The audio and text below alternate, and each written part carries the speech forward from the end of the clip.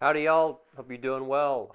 Today's DuFrane Discussion is going to be a conversation with myself and Nick, my marketing partner. I've introduced him before. He's in England, and so we're actually doing some filming the last couple of days for some different ads and so forth. And so I know I've introduced him before, but it was remote, and we're together now, so we're going to sit down and have a chat, as he would say, and go through some, just kind of what got him into watches and introduce Nick a little bit more and talk about some other things. Tomorrow we're going to go watch some rugby, so we'll throw some footage of the rugby match in there as well. And, we'll see how it goes. Hope you all enjoy it. Thanks so much for watching.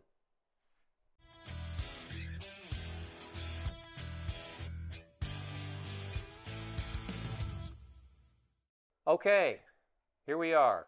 So we're sitting in, how do you pronounce it? Wayman Coat? Cirencester. Oh, I don't even want to go with that one. Woodman Coat. Woodman Coat. Okay. Coat, yeah. So the way that things are pronounced are quite different. A little bit. You have a bit of a trouble with We that. speak the same language, but it's very, very different. So Yeah. thanks y'all for joining. Hope you enjoy this conversation. So this is Mr. Nick Noon. He's been a part of the DuFrane, if you will, family for. Howdy.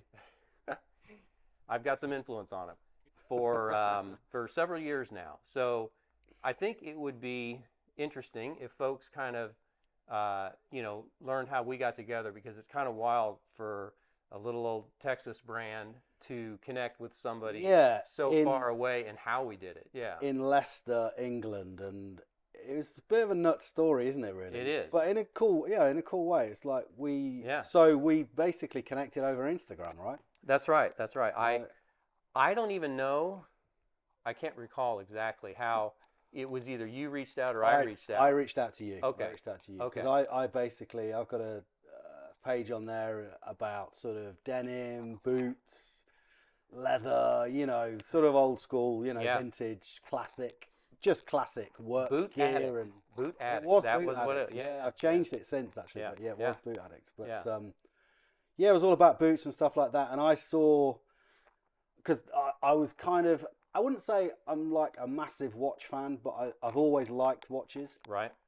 And always appreciated, appreciated a good watch, right? Right. Anyway, so for some reason, and I don't know why, but you came up on my feed, and I was like, actually, these are cool, classic designs. You know what I mean? They weren't, I don't know, they weren't too intricate. They weren't like really flashy or anything. They were just nice and classic. So I was like, oh.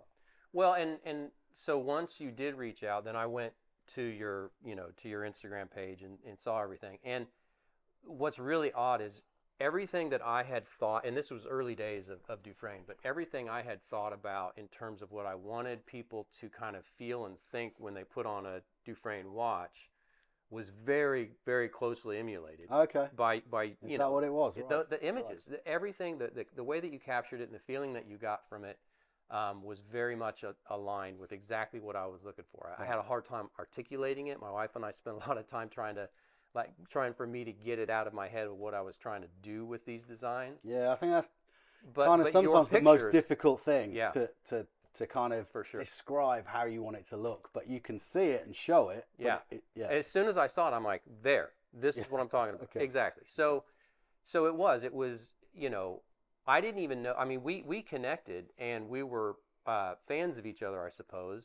And then there was a time at which you were like, hey, why don't you, send me some of your watches, and and I'll take some pictures with them.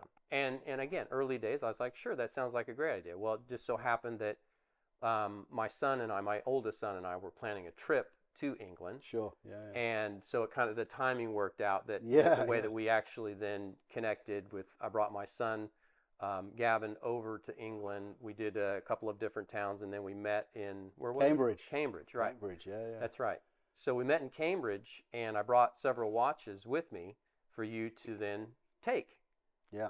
And just so like everyone's clear, it's like we didn't really know each other that well. Right. Obviously, we'd conversed and chatted, and caught up over Instagram and sent messages and Yeah.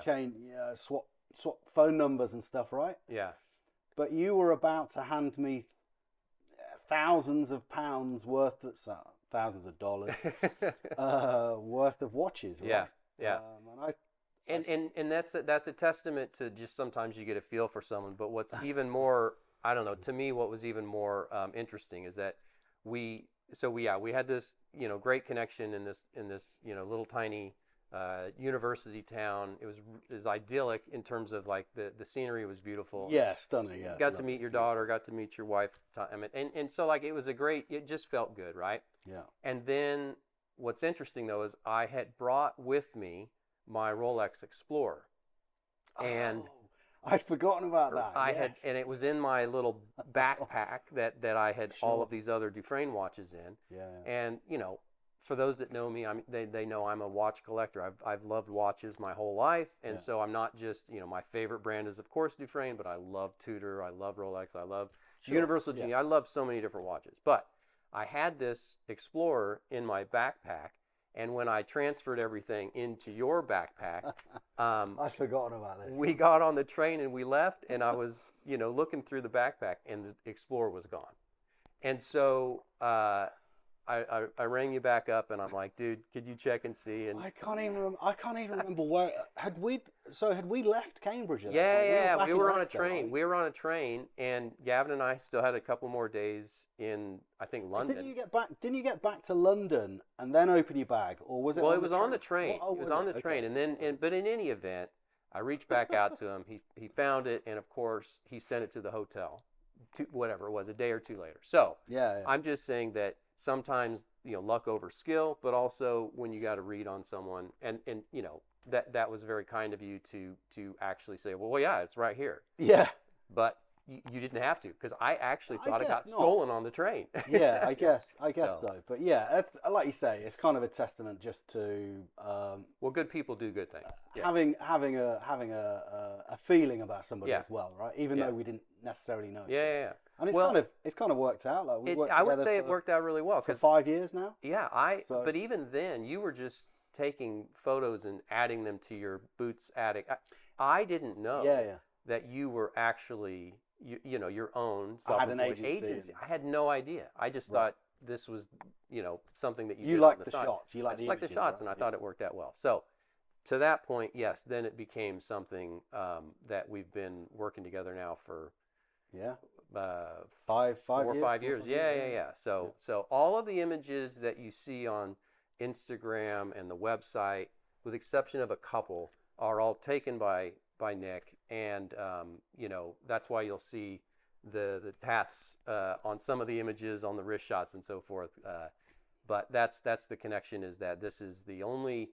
Well, you're not an employee because I don't have any employees, but you are my only other, kind of like kind of regular retained resource, exactly, that I use for the brand. So no, in any event, that's kind of how we got connected, and it is odd that I leverage someone so far away, but it just works. It just works, and I don't want to break anything that just works. And I think it's kind of nice that you come over to England when you do, and we kind of meet up. Yeah. Most of the time in London, right? Yeah. And we'll go for a meal and. Well, we have to go to Dishoom, and so it's always in London. Always, always. Dishoom is so good, and again, if you guys don't know, Dishoom is it's just a good Indian, right? Yeah. In England, and there's a few of them around, but there's 3, I think, in London. Covent Garden, Kensington. There's several of them, but there's no place in my life. There's no place that I've eaten that is as good as Dishoom. That's so good. The Indian food is so good there, and there's this. So I don't drink now for 2 or 3 months, but when we used to, congrats. When we used to meet up, we used to have this this bourbon, old-fashioned bourbon in a little. They used to do it in a little bottle about that big. Like a kind of. And we stole a couple of those. Apothecary bottle, I would describe it as, with a cork in the top, and they don't do that. They don't do that anymore. They don't, do they? No. They would pre-make this, and and one of us drank it like Kool-Aid. My bad. But in any event, back to kind of watches, and if we go down the Dishoom rat hole, we'll be talking about food for an hour. But I always associate my, call it, favorite pieces or favorite watches, the ones that are most important to me, and it's not a value thing, but there's always a cool story. It's a feeling thing. Yeah, right? there's always some cool story or some cool reason behind, the watches that we really cherish and treasure. And there's one particular here that I think that you brought that we should chat about real quick. Yeah, I mean this piece was a very special friend. Yeah, that's what I'm saying. They always cause us to think. Yeah, obviously we'll cut this bit out. Yeah. I don't know why. Because I just said That. Now you said it twice. cut. Yeah, and this one is Oris. It's a real special watch to me just because of my friend gave it to me, and he passed a few years ago. And yeah, it's a great piece. I love the kind of design to it, but obviously it's that feeling, like you said, it's the feeling you get from it and the memories you have with it. Yeah. It's a racing style watch. It comes on a bracelet, but they did this kind of cool. We'll pop up some shots of the watch as well while we're talking about it. But yeah, it's got this kind of cool racing leather strap on it, and it is a rally strap. Yeah, is that what it is? Yeah, a rally strap, right? So it's an Oris Chrome Oris, which is their kind of racing, heritage, and they've done them. I think since the 70s. I think it's a beautiful watch. The orange and black contrast is just a classic, watch nod. But I mean, it's a beautiful watch. The case design is incredible. Again, it's that kind of again the open case back with the rotor I love. Yeah. I've had this for nearly 50, so 30 years nearly. Yeah. And it's still going strong. And it's just a great watch. Yeah. No, I think it's a special piece. It's just one of those that you'll never get rid of, no matter how down on your luck you may be. It doesn't matter. It'll go down to Dot. Dot is my daughter, so that'll go to her. Yeah. Yeah. No, that's so cool. I mean, so I didn't bring it with me, but we'll show some pictures of it. My mother gave me her dad's old Weiler watch. Okay. Years and years ago. Right. And I actually, I still have it. I actually recased it. I still have the original. Okay. I have the original case and everything. Right. But yeah, it was in a basket basically. You know what I mean? It had just been really, really well worn, well loved. Yeah. But I just they're the best ones, huh? Yeah, and it's tiny. It's like leather. It's like boots. Oh yeah. That well loved. Yeah. I do put, like, there are some folks that like watches to stay in pristine condition. Yeah. And I do have several models that I put the coat, the Deep Protect coating on it. I appreciate that. If you want to look after it. But there's other watches I don't do that with. Yeah. And I think that it's a good mix because, again, for those that want to keep a watch looking perfect, there's nothing wrong with that. But those that want to have it, show the signs of wear. And for me, like when that first big dink on your watch, you're like, damn. But then you look back years later and you're like, oh, I remember that time when I hit that doorknob or whatever. It just there's a memory to each scratch. Yeah, and it's funny how any new watch wears a little bit differently, meaning the size of it might be a little bit different. You can squeeze through that door. You know how to do it with that watch, but the new watch, you just nab it by half a millimeter. Or yeah. Sure. Yeah, for sure. But just going back to that, actually, if you don't mind, in terms of the racing watch. So for DuFrane, there's not a racing watch, right? At the minute. No, it's a good question. So, is there kind of any plans to do that in the future, or because the line is, we got a pilot watch, the Bergstrom, the Barton, the Diver, the Travis, the Diver, the Maybury, the Field watch, and obviously the Waterloo. There's all of these different, watch, So there's these. Well, so the it's a long answer, but the answer shortened would be yes. Okay. Oh, really? Okay. So the reason that I've not done a chronograph before, and it's not for lack of design ideas, it's not for lack of desire, It's just simply because, I mean, as you know, I do all of the, the assembly, the timing, the testing, Yeah, sure. warranty work, Yeah. as well as the design. But I mean, in terms of the movements, chronograph movements are way more complex. I was going to ask. Yeah. Okay. Okay. Right. So So in terms of the timing, the testing.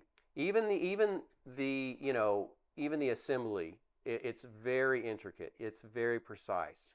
So is that then because there's more, and I'm going to be layman's terms, there's more cogs Yeah, yeah. within it because obviously there's more dials and So there's when you more have pushes. call it a three-hand watch, Yeah. hours, Yeah. minutes, Okay. and seconds. Yeah. If you have a date complication, that's one level above just hours, minutes, seconds, right? Yeah. So you have to make sure that you get the date switch or to flip at the exact time that Okay. you So set you've the got to hands. You know what I synchronize mean? Right. everything up. And then when you add a GMT hand to it, okay, so now all of a That's sudden, another you've got level, right? hours, minutes, seconds, date, and GMT. So all of a Okay. sudden you got five things. I'm just saying that the chronograph then layers on, depending on the movement you have. Mm-hmm. You have a second sweep, you have a second counter, you have a minute counter, you have a date. It just depends on what kind of movement you use. Yeah. But it So just layers on more and more complexity. so kind of what I would deem like a traditional chronograph would be like two or three sub dials, Right, as well as the obviously main dial, right? right, With right. with the Chronoris that you'll kind of see in some of the shots we're shooting, it's literally just that one dial, right? Yeah. So Well, but see, you do have the pushers, and so it is doing start stop. There's a date.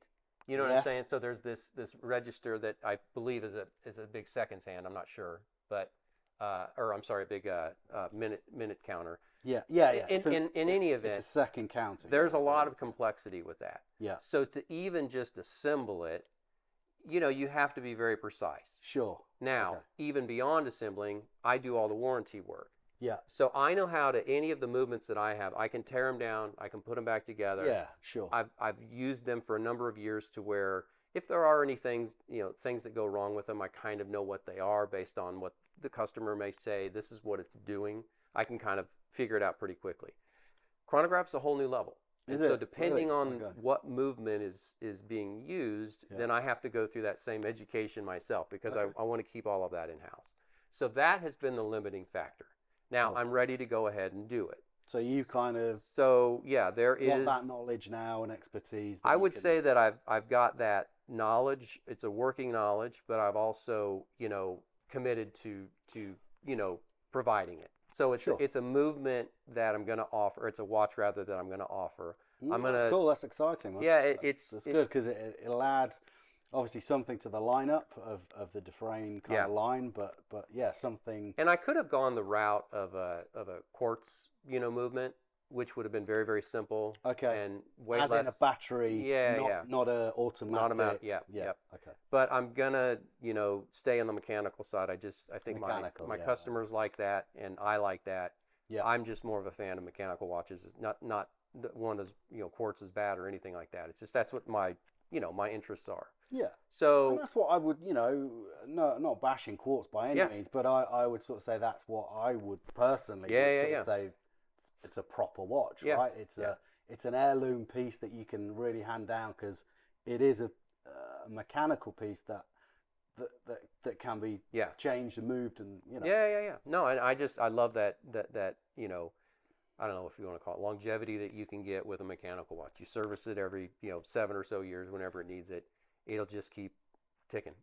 No pun intended, but yeah. And honestly, with again, not to kind of harp on about that Oris, but until I'd got that Oris with the open case back, and saw the rotor moving, that's when it kind of clicked and twigged with me of like that's what a Swiss move, not necessarily just Swiss, but just a mechanical movement, mechanical movement, is no, I there's a couple models that I have now, the Bergstrom, the new Bergstrom's got a. The new Bergstrom. Although that's not rotor, is it? It's exactly just an open line, case back, so you can see the mechanics. Sure. And the little field, of course, is an open case back. You can see the mechanics, and so I think that wasn't does. Wasn't there an old Wasn't there an older one that was City open limits. case? Back City Yeah. Limits, that's Yeah. it. I knew Yeah. there was, I couldn't remember what Yeah, it yeah, was. and it's the same movement. I use the same movement in the city limits that I use in the little field. Oh, okay. Even though one watch is bigger, it's the same. It's the exact same movement. It's just a Salida. Different case size, one. Yeah, it's just a tried and true movement as well, just as much as all the other movements that I use. But back to the chronograph, it's not going to be immediate. It's coming for a significant kind of anniversary, if you will. Okay. So the DuFrane 10-year anniversary is in February of 26.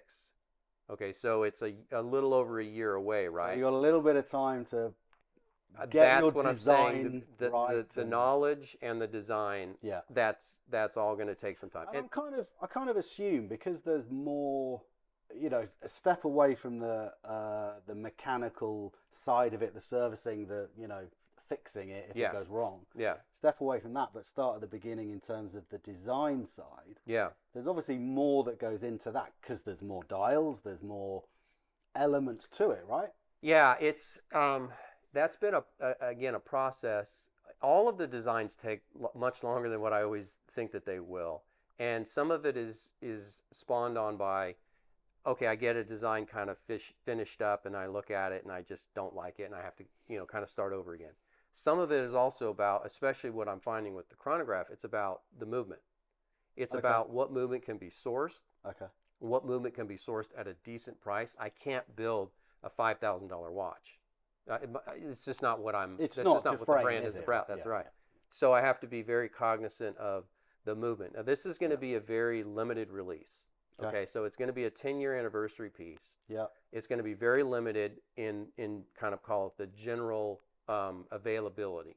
Okay, so folks will have a chance to pick this piece up. There's only going to be 100 of them. And then I'm thinking about doing. That's very limited. Yeah. Usually we're around 250, 300. 300 is a batch, but most of the pieces that I build, they'll stay in the catalog.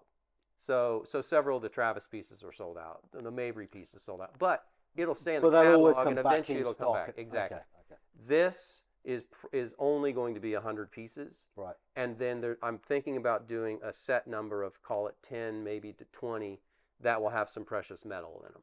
Okay.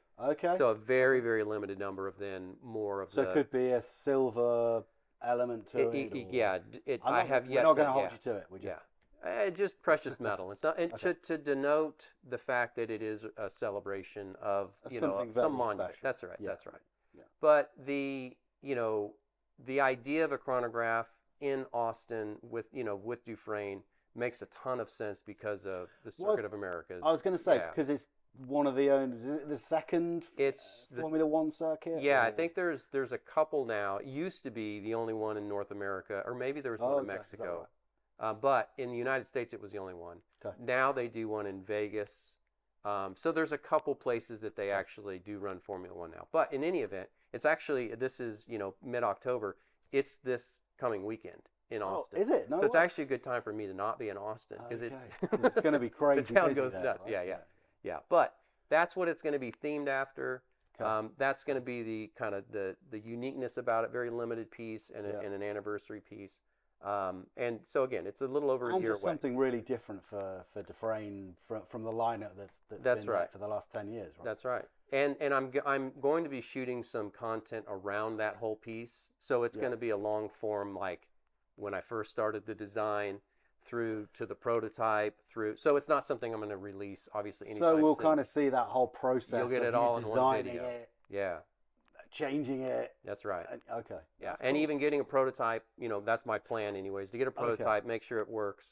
It works meaning not physically works, but works from the design perspective and everything. Yeah, from an aesthetic. And then that I'll try to encapsulate all of that in a nice comprehensive video so that everybody can see kind of how that process goes. And I think like that for us, kind of, if you like, as an outsider. Not I'm an outsider, but people looking into the DuFrane brand. It's like, that's really interesting to people of how you go through that process. The design element, the fact that you do get a prototype, you get to wear it on the wrist, effectively play with it for X amount of months before you make a decision on the final. Right, I'm going to make 200 of these or whatever that. No, because the first two pieces that I created when I started the brand was the Bergstrom and then the Barton Springs. And the Bergstrom I launched with, and to your point, we're getting ready to release version 4 of it. Yeah, we've just got that new one. What is that for? There's 4 iterations. Yeah, this is the 4th. Yeah, the Mark IV. So it's the 4th iteration. But the Barton Springs that I originally made prototypes of, I just didn't like it, and so I still have those 2 prototypes. And I went back to the drawing board. Right. And it took another 12 months or so before then the Barton Springs was released. So that's my point, is like the reason that you prototype them is to make sure it works. Because it looks good on paper, but then when you get it and put it on wrist, it's like, let's change that. Exactly. Let's change this, right? And even, show it around to a few people and get their, just literally watch them and see what they do. Yeah. What's their initial reaction? Right, to, because oh, wow, or, first impressions you can't reproduce. And so you just see it and go, wait, what is that? I don't understand what that is. And then I know, oh, okay. Yeah. I got something wrong. Yeah, and I've got a Barton 2. This is. Yeah. And I've worn this for a couple of years now, and again, great watch, man. Yeah. Thank you. I just love the Barton because it's so simple. Yeah. The loom is ridiculous, like so strong. It's awesome. I mean, I can literally go to bed, wake up at 4 in the morning and go, see, okay, I can see that straight. You know what's funny, and I don't know. It's just a killer loom, man. I don't know how many folks know this, but like the I use Superlum. It's a Swiss-made Superluminova is the kind of the pigmentation, the loom. It's the most expensive part of the dial by far. Right. It's one of the more expensive parts of the entire watch in general. Now the movement is the most expensive, but yeah, people don't know that it's actually more expensive per ounce than gold. No way. It is wow insanely expensive. Yeah. Really? Yeah. Wow. And so, but it does perform extremely well, That's... and there's tons of it on the BS2. There's even more of it. I applied a few more layers on the BS3. Yeah, which we've just released, haven't we? Right? Yeah. So those are loom freaks. If you like loom, you're gonna love those too. They are awesome. I love the Barton Springs. I mean, the first one was like loom-tastic as well. Yeah. But No, they all monsters, man. Yeah, that was all. The design idea was to make those. I think a lot of people like that sort of, particularly when it's dusk and it's just a little bit dark outside, and then you look at your watch and it like just pops and just think, whoa. Yeah, it's fun. It's a fun piece. So. So what's next? We've got the coming up. The what's that? The chronograph. Well, is that what we're not? We're not saying the name of it. Yeah, we're not saying what it is. It's not. So in terms of kind of moving forward with DuFrane and things like that, we were talking about potentially a chronograph watch. Yep. I know from a personal perspective, you kind of love your whole sort of vintage style and vintage cars, and I know you've done a few cars with your dad, right? Yeah. Yep. Any plans to? Well, I just picked up an older Porsche, and I shot that video. It's on the channel, the DuFrane YouTube channel. You can check that out in terms of just seeing the first video I posted of it. So I wanted to. I've always loved older cars. I started off with old muscle cars. I've had, I don't know, I've got a book somewhere of pictures of all of the muscle cars I've had, starting from I bought my first car when I was 14. I couldn't even drive. Okay. I just found it in a field. My dad bet me. He's like, I used to run cross country, and he was like trying to get me to accelerate to finish out the race, and he was running alongside of me, and he's like, if you catch him, we'll go look at that car. No way, really. And that was his kind of carrot on the stick motivation. He knew what to. Yeah, a car on a stick motivation. Yeah, exactly. Right.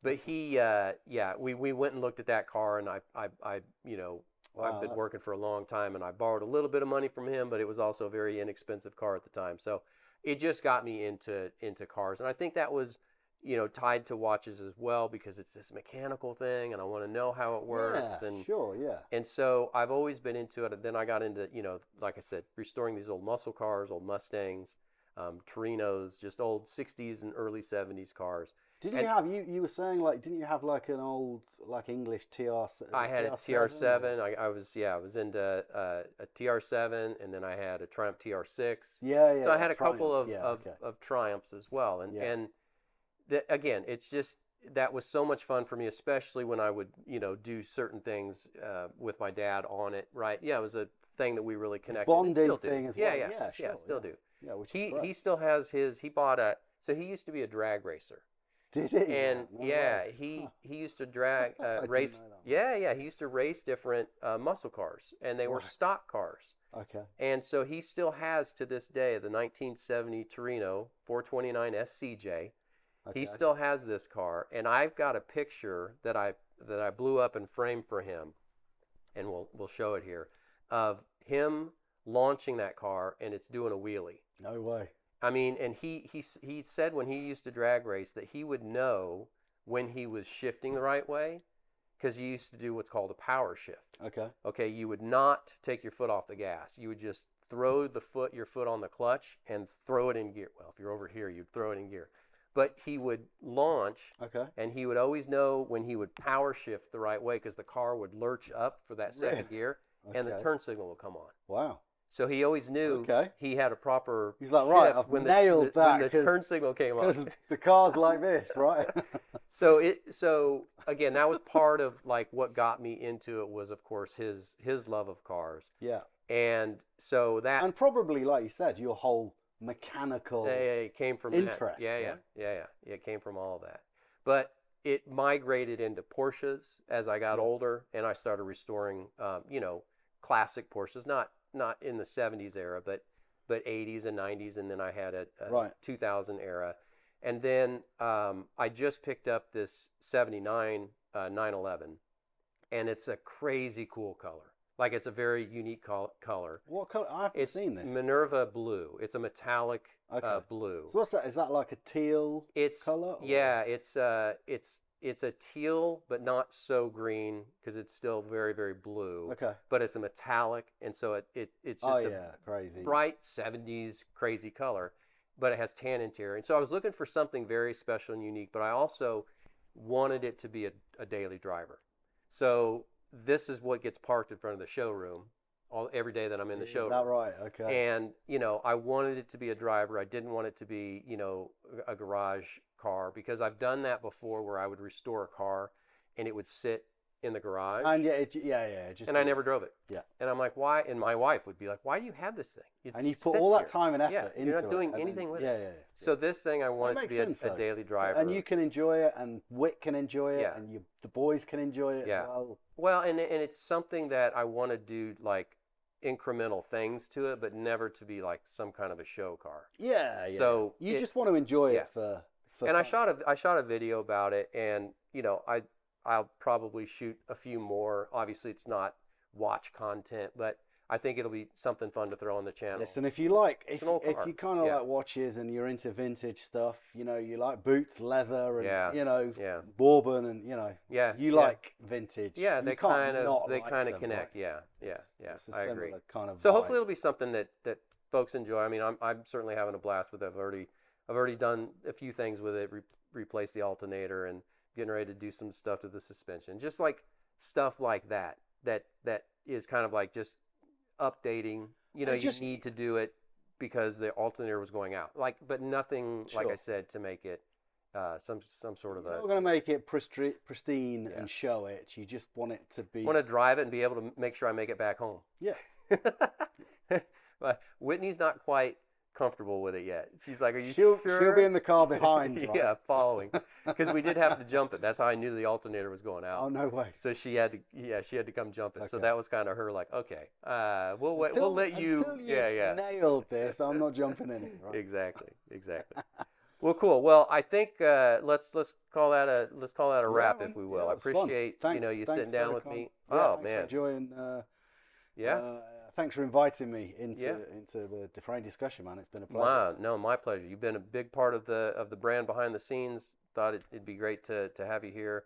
We're gonna go do a little bit of rugby Yes. tomorrow. Well, we're not gonna play it. We're gonna watch Proper sport. it. Yeah, Proper rugby. American football without any pads is what I'd Yeah. say. Yeah. But that'll be fun tomorrow, and then we're actually here shooting a bunch of videos for some ad content and stuff like that. So it all made sense to me. I'm glad you took the time to sit down with me. So thank you. Thanks a lot, man. All righty. Cheers. Awesome. Thanks so much. Hope you all have a great day. Adios.